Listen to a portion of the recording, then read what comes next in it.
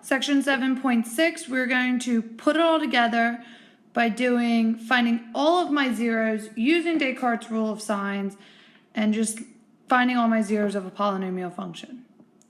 Now, these will be the directions that we will primarily use.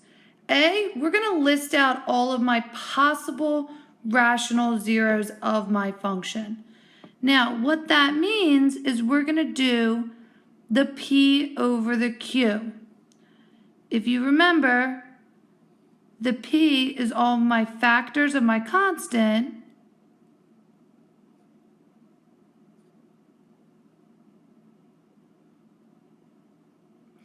over the factors of my leading coefficient.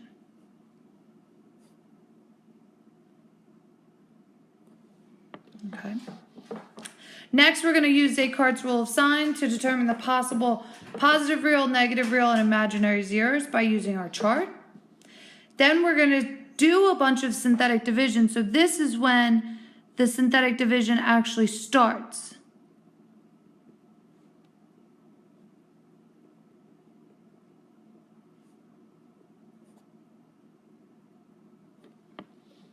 Once we do our synthetic division, get our depressed polynomial, and go from there, we're going to list out all of my zeros. Then in part D, we're going to write those zeros as a product of linear factors. Okay? So our first example, f of x equals x to the fourth minus 16. So part A says, list out all of my possible zeros. So my factors of 16 are, so I'm just going to kind of write out 16. The factors are 1, 2, 4, 8, and 16. Now the factors of 1 are easy, so that's just 1.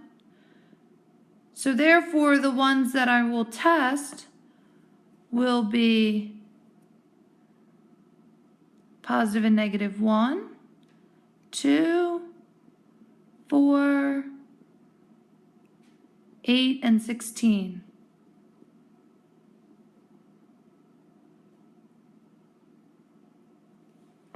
Okay. Now part B is Descartes' rule of signs. So first I want to check the original.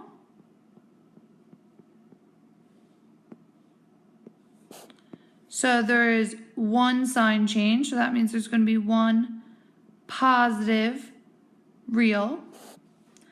Then if I check f of negative x, get x to the fourth minus 16. That does not change anything. So again, I just have one negative real. So when I go to make my chart,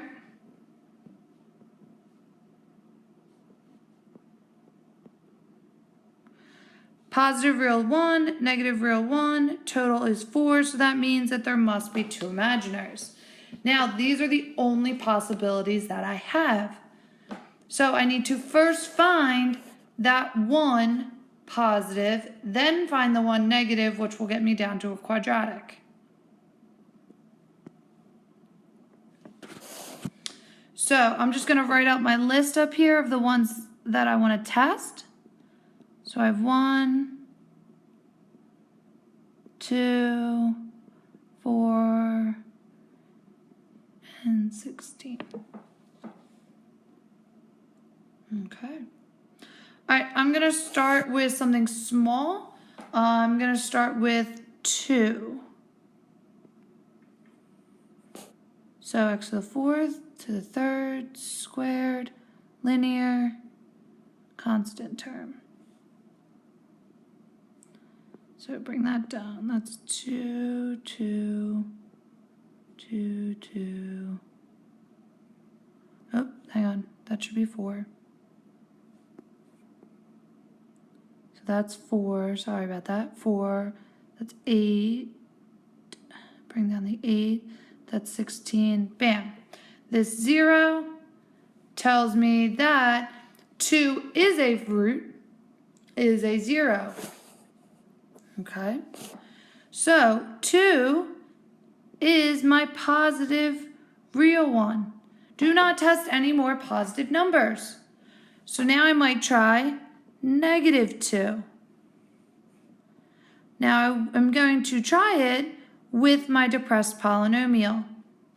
So that's a -2, that's 0, 0, 4, -8, 0. Okay, so that means -2 is my negative real. So therefore my depressed polynomial is now x squared plus 4 equals 0. So x squared equals -4. So that means x equals positive or negative 2i. So the answer to part C, x equals 2, -2, 2i, -2i. Now the answer to D is you take those zeros and write them as linear factors.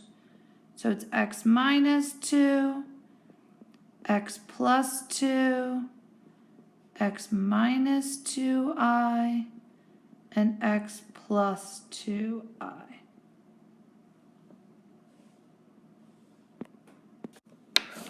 Next example, f of x equals x to the third plus 9x squared plus 27x plus 35.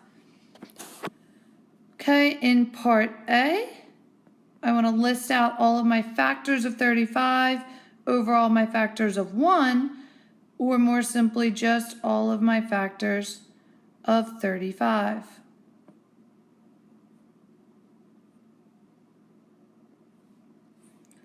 Now in part B, I want to use Descartes' rule of sign.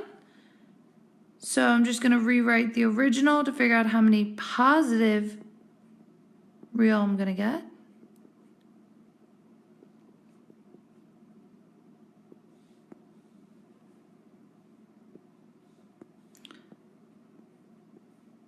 So that means 0 positives. So f of negative x gives me negative x to the third plus 9x squared minus 27x plus 35. So that's 1, 2, 3. So that's 3 or 1 negative. So when I go to make my chart,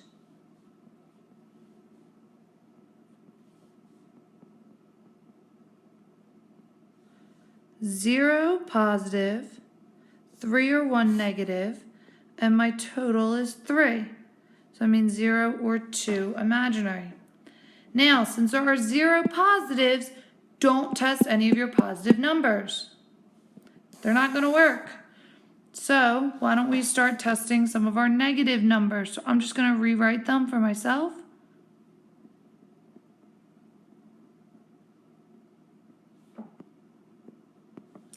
I'm going to try -5 first.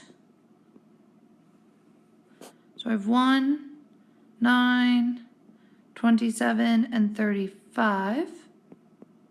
It's 1, -5.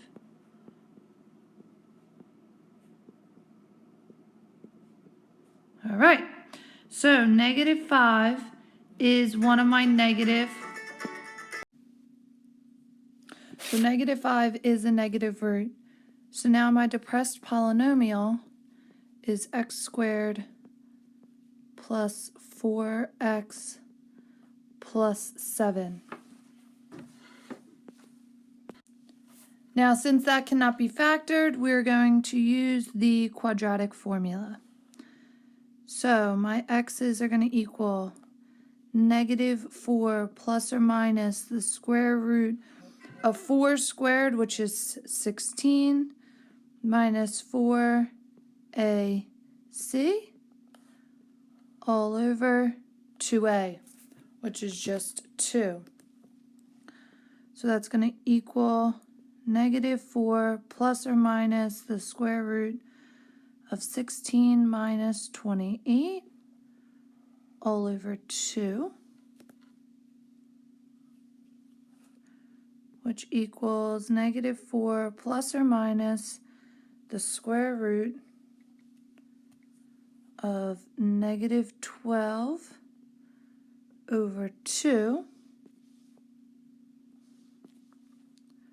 which equals -4 plus or minus -12 is -4 times 3, so I becomes 2i square root of 3 all over 2, which reduces to -2 plus or minus I square root of 3.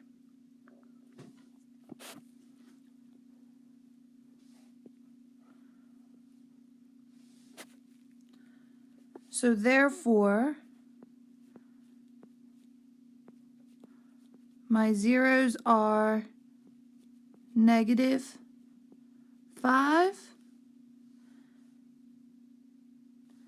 then -2 plus or minus I square root of 3. So when I write it out as a product of linear factors, it's x plus 5, x plus 2, plus I square root of 3, and x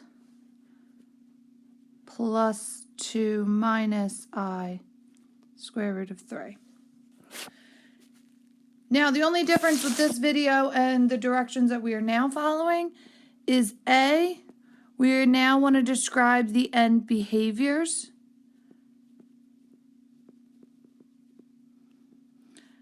B, we're going to list out all the possible zeros.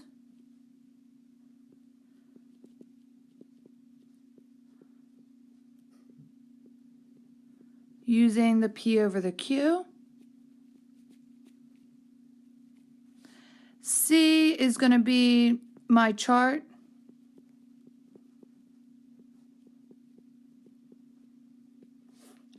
D is we just list out the zeros. And E is the product of linear factors. So the only thing else we're adding is end behaviors.